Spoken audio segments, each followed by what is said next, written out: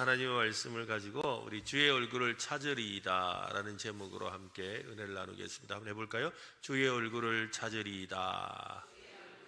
네. 출애굽기 1장에 보면 두 여인이 등장합니다. 십부라와 부아라는 히브리 산파들입니다. 당시 애굽 왕 바로는 히브리 민족이 번성하는 것을 아주 두려워했습니다. 히브리 여인들이 아들을 낳으면 죽이라는 명령을 바로 왕이 내렸지요. 십부와 부아는 그 명령을 따라야 했습니다. 왕의 군대가 두려웠고 왕의 형벌이 두렵기도 했습니다. 또 자신과 가족에게 닥칠 위험이 두렵기도 했지요. 그러나 성경은 그들의 선택을 이렇게 설명합니다. 출애굽기 1장에 보면 그러나 산파들이 하나님을 두려워하여 애굽 왕의 명령을 어기고 남자 아기들을 살린지라. 십부라와 부아는 왕과 그의 명령보다 더 큰 두려움을 느꼈습니다. 하나님이 더 크고 두려웠던 겁니다. 그들의 마음 안에서 두려움과 두려움이 만난 것이죠. 하나의 두려움과 또 다른 하나의 두려움이 만났습니다. 더 큰 두려움이 작은 두려움을 밀어내었습니다. 성경은 산파들에게 있었던 두려움을 하나님을 경외하는 마음이었다라고 합니다. 출애굽기 1장 21절에 보면 그 산파들은 하나님을 경외하였으므로 하나님이 그들의 집안을 흥왕하게 하신지라 라고 합니다. 사람은 무엇을 가장 두려워하느냐에 따라 우리의 삶의 태도와 목적과 방향이 달라집니다. 두려움은 그냥 우리 마음에 있는 여러 감정 중에 하나가 아닙니다. 그 두려움 너머에는 믿음의 문제가 도사리고 있습니다. 두려움은 우리의 시선을 붙잡고 생각을 또 지배하고 또 선택을 바꾸어 놓는 그런 힘이 있습니다. 인생의 두려움은 마음 먹는다고 사라지지 않습니다. 오히려 한 가지 두려움이 지나가면 또 다른 두려움이 우리에게 찾아오지요. 두려움은 더 큰 두려움으로 이겨야 합니다. 참 멋진 말이에요. 해봅시다. 두려움은 더 큰 두려움으로 이겨야 한다. 네, 그러니까 우리가 막 두려워도 그저 더 큰 두려움이 있으면 해야지라고 생각하게 되는 거지요. 세상을 향한 두려움은 하나님을 향한 이 두려움, 즉 경외심으로 이겨야 합니다. 하나님을 경외한다는 것은 하나님이 가장 크신 분임을 알고 가장 높으신 분임을 인정하고 그분의 말씀을 가장 무겁게 두렵게 받아들이는 것을 말합니다. 다윗도 그랬습니다. 그는 두려움이 있었습니다. 그를 두렵게 하는 악인들과 대적과 원수들의 발소리를 들었습니다. 군대가 진을 치고 전쟁이 일어나고 거짓 증인들이 일어나서 폭력을 토해내는 두려운 현실 앞에 있었습니다. 두려움이 그의 주변을 막 둘러싸고 있었던 거지요. 그런 다윗이 눈앞의 두려움을 극복하고 있습니다. 다윗은 두려움에 눈을 감지 않았습니다. 오히려 눈을 크게 뜨고 진짜 두려우신 하나님을 바라보았다는 것입니다. 하나님의 얼굴을 향해 달려갔던 겁니다. 한낮에 여러분 하늘에 별이 있을까요? 없을까요? 없어요? 있는데 안 보이는 거예요, 여러분. 있어요. 낮 동안 별이 사라진 게 아닙니다. 별은 밤에도 빛나고 낮에도 빛납니다. 다만 태양빛이 너무 밝아서 우리 눈에 보이지 않을 뿐이지요. 해가 지고 밤이 깊어지면 하나 둘 별이 보이기 시작합니다. 이미 그 자리에 있던 별들이 어둠 속에서 더욱 선명하게 드러나는 것입니다. 우리의 신앙도 그렇습니다. 인생의 밤이 찾아올 때 하나님이 선명하게 보이지요. 평소에는 하나님이 어디 계신지 잘 모르는데 막 위기를 만나면 두려움을 만나면 하나님 생각이 막 나잖아요. 그리고 하나님이 가까이 계신 것처럼 하나님께 달려오기도 하지요. 평안할 때는 보지 못했던 하나님, 바쁠 때는 잊고 살았던 하나님, 내 힘으로 잘 살아갈 때는 크게 느끼지 못했던 그 하나님이 어둠 속에서 선명하게 보이는 겁니다. 또 건강에 이상이 생길 때 하나님이 생명의 주인이심을 깨닫고 달려와서 기도하지 않습니까? 옆에 있던 사람이 떠날 때 하나님이 변함없는 친구이심을 새삼 깨닫게 됩니다. 길이 보이지 않을 때 하나님이 내 길의 빛이 되심을 우리는 깨닫기도 하지요. 시편 27편의 이 정확한 이 역사적 배경이 무엇인지는 분명하게 알 수가 없습니다. 사울에게 쫓겼던 때일 수도 있고 또 압살롬의 그 반역으로 피난하던 때일 수도 있습니다. 본문을 읽어보면 다윗은 아주 칠흑과 같은 흑암이 가득한 밤과 같은 상황에 있음을 알 수 있습니다. 악인들과 대적들과 원수들이 그의 눈앞에 있습니다. 군대가 진을 치고 있고 전쟁이 일어날 가능성이 있습니다. 거짓 증인과 폭력을 일삼는 자들이 다윗의 생명을 삼키려고 가까이 와 있습니다. 그런 모습을 2절에서는 이렇게 말하는데요. 같이 한번 읽어보겠습니다. 2절입니다. 악인들이 내 살을 먹으려고 내게로 왔으나 나의 대적들, 나의 원수들인 그들은 실족하여 넘어졌도다. 그들이 내 살을 먹으려고 내게로 왔다. 와, 그냥 살을 먹을 만한 짐승에는 어떤 짐승이 있을까요? 살을 이렇게 먹는 짐승, 사자, 또 뭐가 있을까요? 늑대, 이리, 그죠? 뭐 이런 것들이겠죠. 승냥이, 뭐 이런 걸 겁니다. 그러니까 아주 잔인하게 이렇게 공격하는 그런 무리들을 표현하고 있는 것이죠. 대적들은 다윗의 삶을 완전히 무너뜨리고 그의 이름을 지우고 그의 생명을 삼키려고 합니다. 다윗은 원래 용감한 사람이니까 그 정도는 견디고 스스로 이겨낼 수 있지 않을까요? 골리앗을 쓰러뜨렸던 사람이니까 이런 정도의 위협은 대수롭지 않게 여길 수도 있을 것 같지 않습니까? 아닙니다. 용기 있는 사람도 두려움을 느낍니다. 믿음이 좋은 사람에게도 불안한 밤이 찾아오는 것이지요. 믿음은 두려움이나 불안한 감정을 없애는 능력이 아닙니다. 믿음은 떨리는 그 감정 속에서 하나님을 바라보는 능력인 겁니다. 해볼까요? 믿음은 하나님을 바라보는 능력이다. 네, 이거 두려워서 이거 어떻게 하면서 막 어찌할 바를 모르고 이러는 순간에 믿음이 빛을 발한다는 거예요. 어떻게?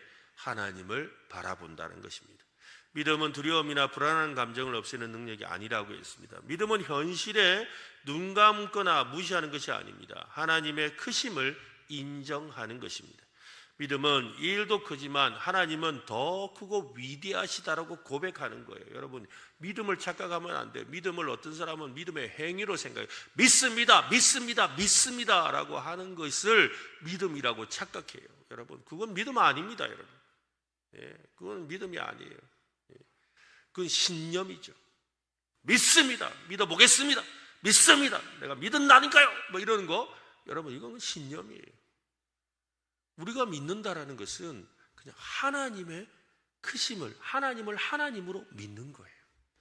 네, 그게 믿음인 거예요. 내 상황이 어떠하다 할지라도 하나님은 이런 분이다라는 걸 믿는 것이, 그래서 그 하나님을 신뢰하는 것이죠. 이것이 진짜 믿음인 거예요. 우리가 착각하면 안 돼요. 하나님의 크심을 인정하고 신뢰하는 것이라는 겁니다. 믿음은 이 일도 크지만 하나님은 더 크고 위대하시다라고 고백하는 거예요. 그러니까 하나님의 크심을 알고 하나님의 그 크심을 우리는 믿는 거죠. 하나님은 다윗을 보호하셨습니다. 나의 원수들이 실족하여 넘어졌도다 라고 하죠. 다윗이 선포했던 대로 하나님의 크심 앞에서 모두 실족하여 넘어지게 될 것이라고 고백하는 것입니다. 1절 말씀을 한번 보세요. 1절도 한번 읽어봅시다. 여호와는 나의 빛이요 나의 구원이시니 내가 누구를 두려워하리요. 여호와는 내 생명의 능력이시니 내가 누구를 무서워하리요. 여호와는 나의 빛이요 라고 하죠. 여러분, 맞습니다. 하나님은 빛이십니다. 여호와는 나의 구원이시다 라고 선포합니다. 맞습니다. 하나님은 나의 구원이십니다. 여호와는 나의 생명의 능력이시다 라고 하지요. 하나님은 전능하신 분이십니다. 하나님이 크시다는 말은 하나님이 우리의 모든 현실을 품고도 남는 분이라는 말입니다. 다윗은 그냥 하나님은 빛이시다, 구원이시다, 생명의 능력이시다라고 말하지 않았습니다. 그는 나의 빛, 나의 구원, 나의 생명의 능력이라고 선포했습니다. 나의라는 고백을 반복하고 있는 거죠. 한번 해볼까요? 하나님, 이게 아니라 뭐라고요? 나의 하나님. 한번 합시다. 나의 하나님, 나의 하나님. 그죠? 이 찬송이라는 건 나의 하나님, 나의 하나님. 그죠? 나의 하나님, 나의 하나님이라는 거예요. 다윗은 이스라엘의 하나님을 알고 있습니다. 조상들의 하나님도 알고 있습니다. 천지를 이으신 하나님도 알고 있습니다. 거기서 한 걸음 더 나아가지요. 그 하나님이 누구의 하나님이다? 나의 하나님이시다. 그 빛이 나의 빛이다. 그 구원이 나의 구원이다. 그 능력이, 그 생명이 나의 능력이고 생명이 되신다. 다윗은 이 하나님을 고백한 뒤에 질문합니다. 내가 누구를 두려워하리요? 이 질문은 답을 몰라서 묻는 게 아니지요. 답을 알고 외치는 겁니다. 아무도 안 두렵다, 두렵지 않다라고 하는 것이죠. 누가 감히 나의 하나님보다 클 수 있겠느냐? 누가 나의 하나님의 빛을 끌 수가 있겠느냐? 누가 나의 하나님의 구원을 막을 수가 있겠는가? 누가 나의 하나님이 붙드시는 생명을 빼앗아갈 수 있겠느냐라고 말하는 것이지요. 여러분, 이것이 믿음입니다. 믿음은 하나님의 크심을 알고 붙드는 신뢰라는 것입니다. 다윗이 얼마나 하나님을 신뢰하는지를 알 수 있는 표현이 있습니다. 3절을 보십시오. 같이 읽어보겠습니다. 군대가 나를 대적하여 진칠지라도 내 마음이 두렵지 아니하며 전쟁이 일어나 나를 치료할지라도 나는 여전히 태연하리로다. 한번 더 해볼까요? 나는 여전히 태연하리로다. 옆 사람에게 한 말씀해 주세요. 참 태연하시네요. 그죠? 참 태연하십니다. 그죠? 정말 우리가 위기의 순간에도 딱 보고 있는데 저 사람 너무 태연한 거야. 아니, 왜 이렇게, 겁 안 나세요? 아니, 이거 지금, 어떻게 이렇게 태연하세요? 아니, 관심 없으신 거 아니에요? 아니, 이렇게 모르는 상황을 모르시는 거 아니에요? 어떻게 이렇게 태연하세요? 그런 표현이라는 거예요. 나는 여전히 태연하리로다. 여러분도 여전히 태어나시기 바랍니다. 여러분이 인생의 위기 앞에 태어난 이유는 무엇입니까? 태어나게 대처하고 있는 이유가 혹시 여러분이 어떤 일을 겪는데도 태어난 이유가 여러분 보험 때문은 아닙니까? 내가 보험은 들어놨거든. 또 어떤 분은 나 연금 들어놨거든. 네, 혹시 그런 거 아닙니까? 내가 저축해놨거든. 어떤 분은 자식 내가 믿고 있잖아. 우리 애들이 날 지켜줄 거야. 하고 있지는 않습니까? 아무리 준비해도 인생의 모든 위험을 막을 수는 없습니다. 예상치 하지 못한 질병이 찾아오고 계획하지 않은 일이 생기고 믿었던 관계가 흔들릴 수 있습니다. 우리가 쌓아놓은 안전장치가 한순간에 무너질 수도 있습니다. 우리를 태어나게 만드는 것은 오직 크신 하나님밖에 없습니다. 여호와는 나의 구원이시고 여호와는 내 생명의 능력이십니다고 믿음의 고백을 드리는 저와 여러분 되시기를 바랍니다. 두려움과 불안이 엄습할 때 우리는 더 큰 소리로 하나님의 크심을 선포하는 저와 여러분 되시기를 바랍니다. 한번 해봅시다. 하나님은 크시다. 그 목소리는 안 되겠습니다. 한 번 더. 하나님은 크시다. 네, 날도 더운데 이 저녁에 왔는데 이렇게 하고 가게 되겠습니까? 한 번 더. 하나님은 크시다. 아멘. 그죠? 예. 창가에 여러분 화분을 하나 놓아두고 지켜보면 신기한 현상을 보지요. 처음에는 곱게 서 있던 줄기가 어느 순간 어떻게 돼요? 빛이 오는 창 쪽으로 이렇게 조금씩 기울어 가지 않습니까? 화분의 방향을 반대로 돌려놓으면 며칠 뒤에 다시 줄기가 또 그 빛을 향하여 또 움직이고 있습니다. 이 현상을 과학적으로 굴광성이라고 합니다. 빛을 향해서 이렇게 굽는다라는 거죠. 우리의 영혼도 그렇습니다. 영혼이 살아있으면 하나님의 얼굴을 찾게 되어 있다는 거예요. 내가 살아있다는 증거가 무엇이냐면 내가 하나님을 찾는다라는 거예요. 하나님을 찾는다라는 거예요. 하나님을 향해 마음을 돌리는 것이 정상입니다. 하나님의 임재를 향해 나아가지요. 하나님의 아름다움을 닮아가려고 합니다. 지금 여러분의 마음은 어디를 향하고 있습니까? 어디를 향해 자라고 있습니까? 무엇을 바라보느냐에 따라 그 바라보는 대상을 우리는 닮아가게 되어 있습니다. 다윗은 악인과 대적과 전 군대와 전쟁의 위협 속에 있다고 했습니다. 다윗은 뜻밖의 기도를 그는 드립니다. 4절 말씀인데요. 같이 한번 읽어봅시다. 내가 여호와께 바라는 한 가지 그 일을 구하리니 곧 내가 내 평생에 여호와의 집에 살면서 여호와의 아름다움을 바라보며 그의 성전에서 사모하는 그것이라. 그는 내가 이 한 가지 일, 내가 다른 건 몰라도 이 한 가지 일이라고 합니다. 다윗은 자기 영혼의 가장 깊은 곳에 있는 갈급함을 발견했습니다. 문제 해결보다 더 간절히 바라는 것은 하나님이었다라는 겁니다. 하나님께서 만약 우리에게 네가 정말 바라는 게 뭐니? 꼭 한 가지 소원을 들어줄게 라고 물으신다면 여러분은 뭐라고 대답할 것 같습니까? 너 한 가지 소원은 내가 들어줄 거야. 한 가지 소원. 그 소원을 너무 내게 말해볼래? 라고 할 때 여러분은 뭘 구할 것 같으세요?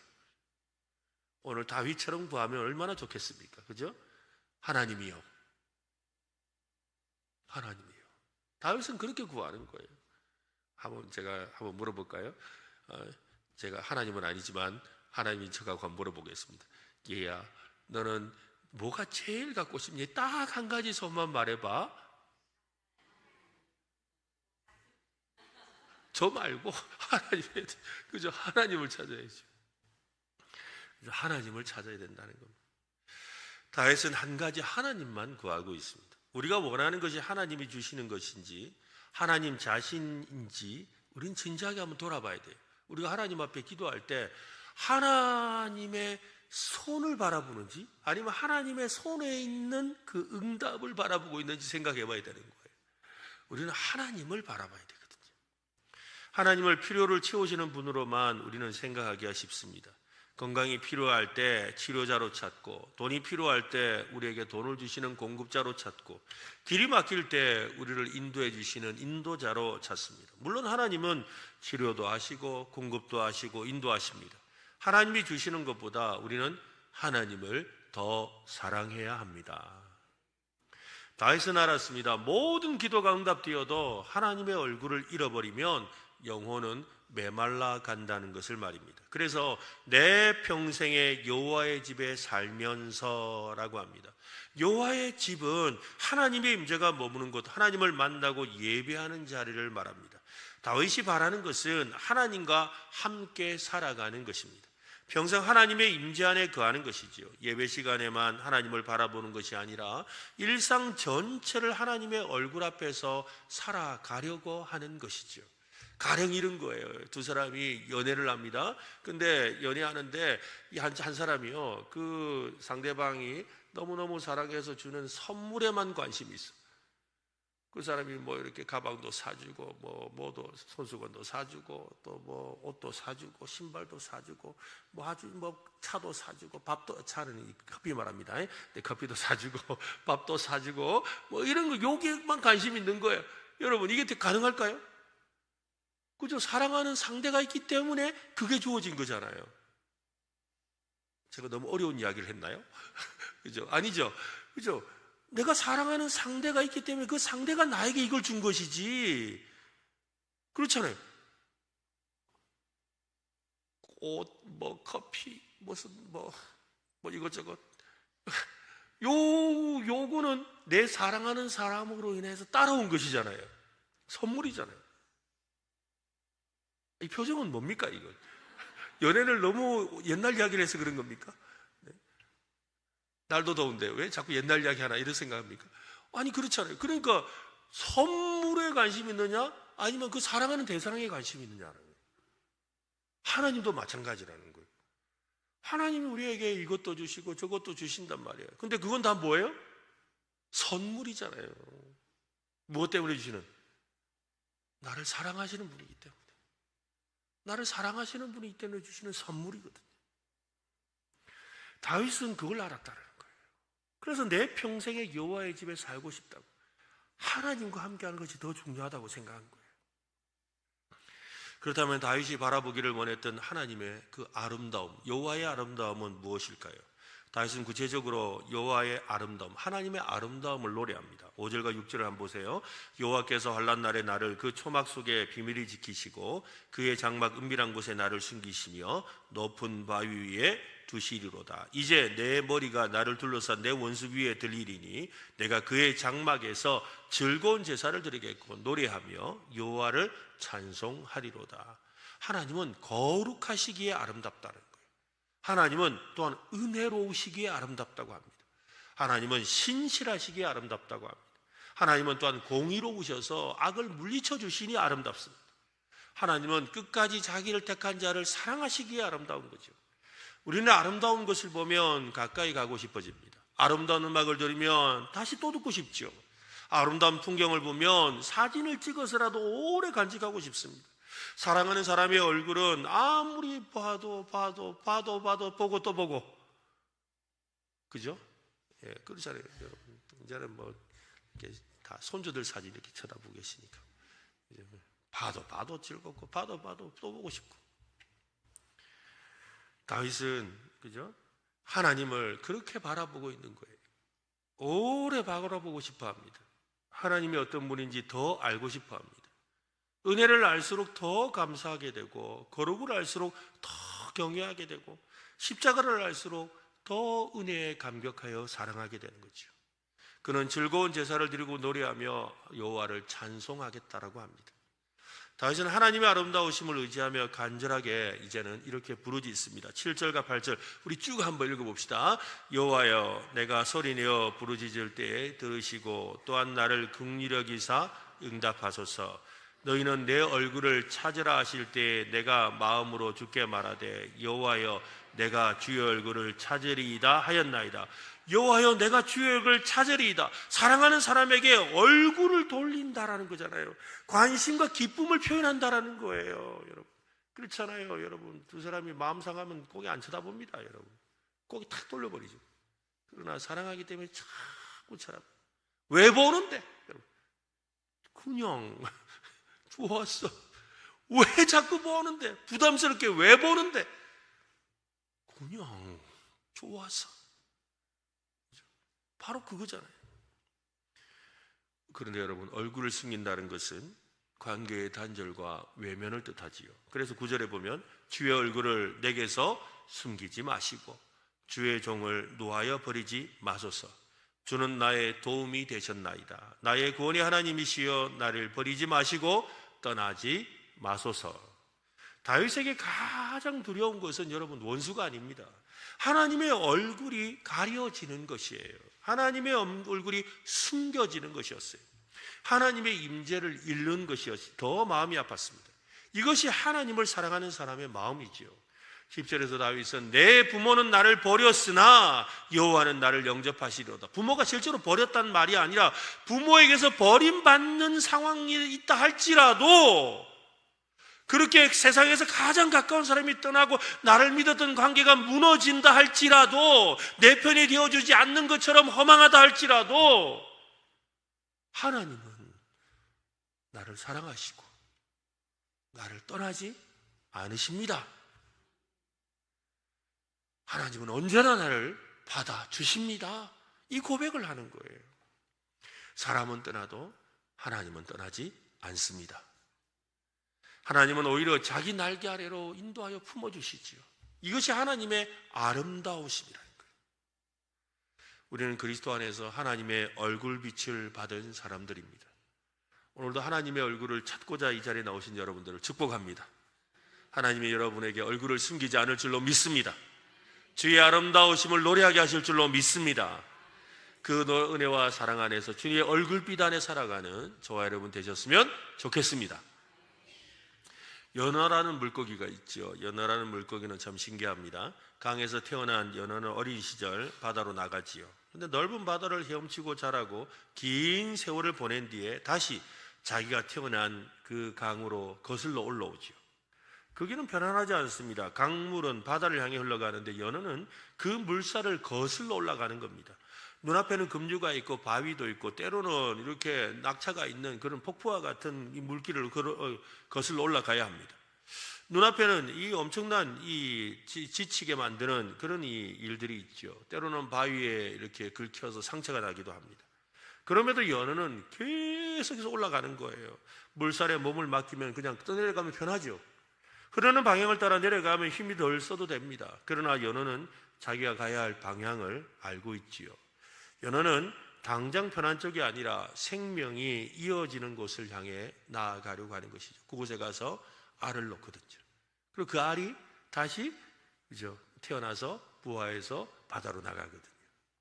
성경이 말하는 기다림이 그렇습니다. 하나님이 일하실 것을 믿고 오늘 해야 될 순종을 이어가는 것입니다. 하나님의 약속이 아직 눈에 보이지 않아도 그 약속이 있는 방향을 향해 걸어가는 것이에요. 물살이 반대로 흘러도 막 사람들은 다 떠나도, 그죠? 모두 다 떠나도, 사람들이 다 떠나도 나는 오직 하나님을 향해 움직이는 것이지요. 응답이 늦어져서 실망하고 좌절한다 할지라도 기도를 멈추지 않고 하나님의 성품을 신뢰하는 것, 이것이 진정한 믿음의 기다림인 것입니다. 다윗도 하나님을 의지하며 기다립니다. 기다림은 문제가 아직 끝나지 않았다는 증거입니다. 동시에 하나님 아직 끝내지 않으셨다는 증거이기도 하지요. 우리가 기다리고 있다는 것은 하나님의 이야기가 계속되고 있다는 겁니다. 여러분 한번 해봅시다. 기다린다는 것은 하나님이 포기하지 않으셨다는 뜻이다. 네, 정말로 그래요. 그죠? 저도 이렇게 기다리며 기도를 해본 적이 있어요. 근데 기다리며 기도하는데 더 안 기다려질 때가 있더라고요.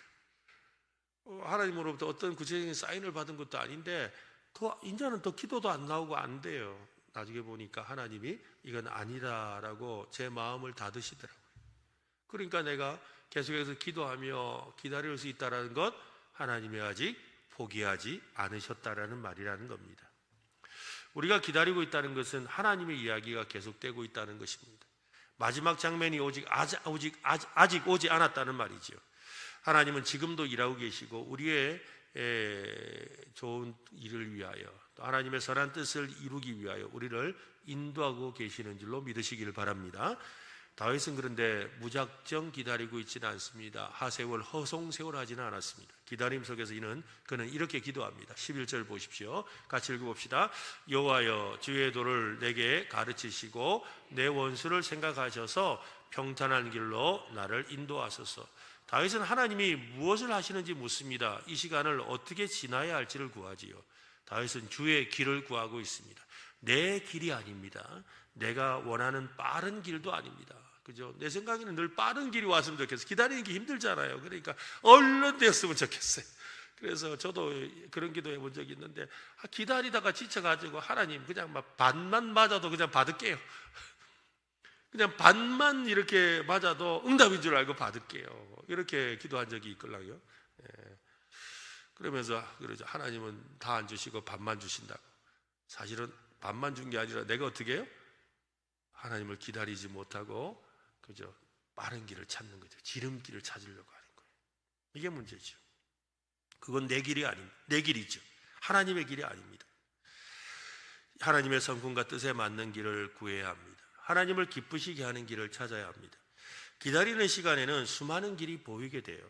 인간의 지름길은 새로운 아픔을 만들 뿐이죠. 참 길을 가다 보면, 산길을 가다 보면 신기합니다. 어떻게 사람들이 이렇게 꼬불꼬불 길이 있으면 반드시 여기 가로질러 놓은 길이 있잖아. 그죠? 새길 만들어, 지름길 만들어. 근데 여러분, 지름길이 좋은 길이에요? 험한 길이에요? 대체로 험한 길이죠. 그죠? 좀 삐뚤삐뚤 돌아가는 이 길이 그래도 편한 길이지, 빨리 가겠다고 하는 길 보면 경사가 지고 바위가 있고 막 그런 거야. 그러니까 막 험한 길이에요. 빨리 가려면 결국에는 어떻게 돼요? 위험도 따르는 거지요. 우리는 기다리면서 수많은 길을 앞에서 선택하려고 합니다. 이 길인가 저 길인가. 하나님은 길을 안 보여주시고 왜 이렇게 길은 많이 열리는 거야, 이런 생각이 들죠. 여러분, 하나님은 그 길에서 하나님을 배우게 하시는 거예요. 다윗은 이어서 평탄한 길로 나를 인도하소서라고 합니다. 이 평탄한 길은 하나님의 길을 말하는 것입니다. 여러분, 하나님의 길. 다윗은 자기의 발걸음을 하나님께 맡기고 있죠. 하나님의 길로 인도하소서라는 말이라는 겁니다. 성도에게 평탄한 길은 때로는 좁고 힘든 길입니다. 손해를 보더라도 정직을 선택해야 되는 길입니다. 또 오해를 받더라도 진실하게 살아야 되는 길이기도 하지요. 상대방이 먼저 사과하지 않아도 화해의 손을 먼저 내미는 길일 수도 있습니다. 결과가 늦게 나타나도 말씀대로 꾹꾹 참으며 살아가는 길일 수 있습니다. 그 길을 갈 때 다윗처럼 고백하게 되는 것이죠. 13절에 보세요. 내가 산자들의 땅에서 여호와의 선하심을 보게 될 줄을 확실히 믿었도다. 다윗은 여호와의 선하심을 믿었다고 합니다.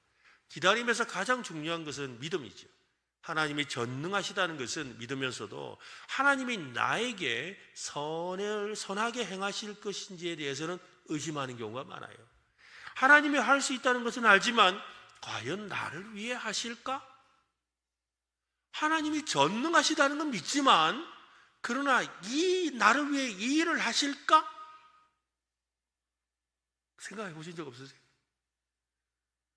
하나님은 뭐든지 하실 수 있는 분이신데 나를 위해 이 일도 해주실까? 그게 의심이잖아요. 그게 의심이잖아요. 하나님을 믿지 않는 거잖아요.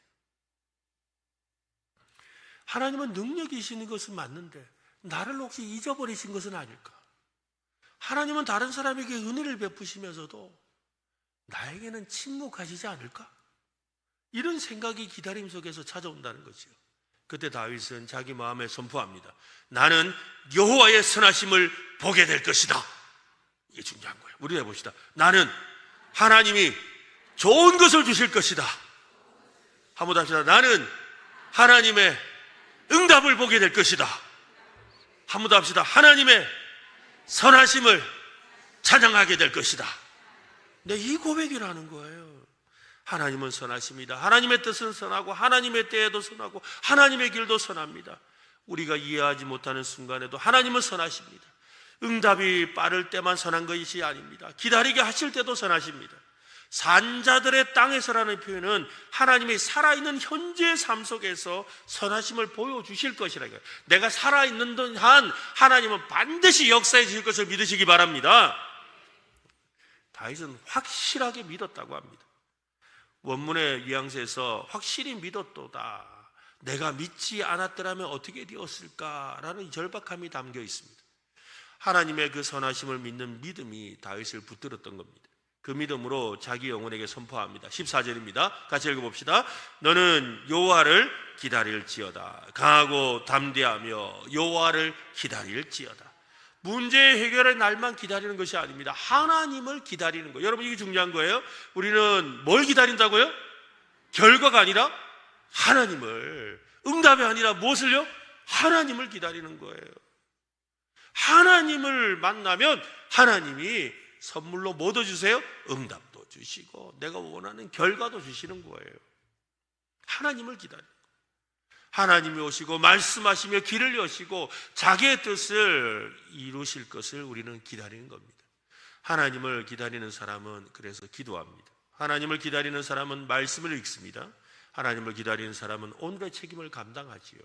그래서 여러분, 우리가 기도를 멈추지 않는 겁니다. 우리가 왜 말씀을 봐야 될까요? 그 말씀에 하나님이 이루시겠다는 약속이 얼마나 많이 들어있어요. 그죠? 그러니까 그 말씀으로 뭐예요? 우리는 마음을 담대하게 하는 거잖아요.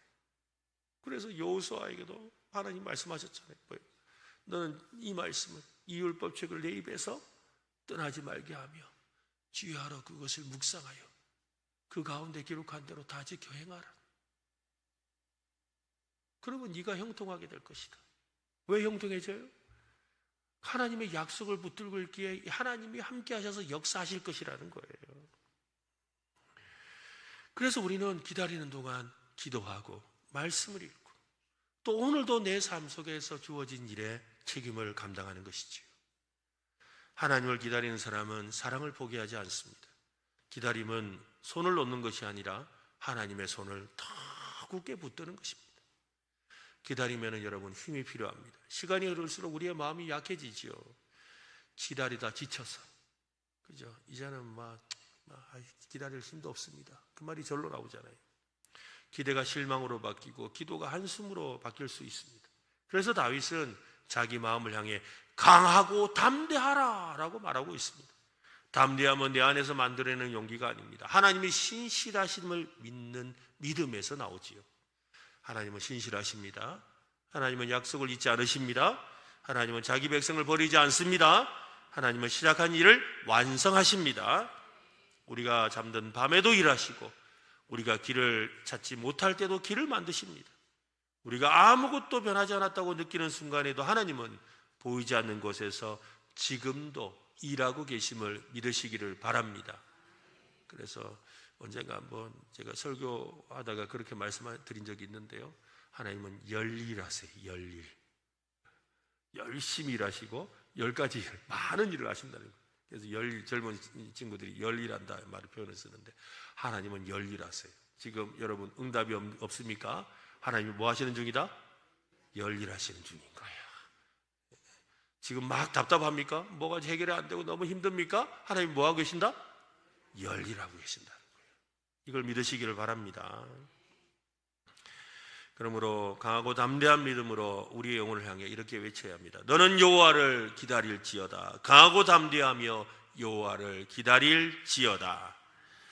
우리는 두려움이 없는 사람들이 아니라 두려움 속에서도 주의 얼굴을 찾도록 부름받은 사람들입니다.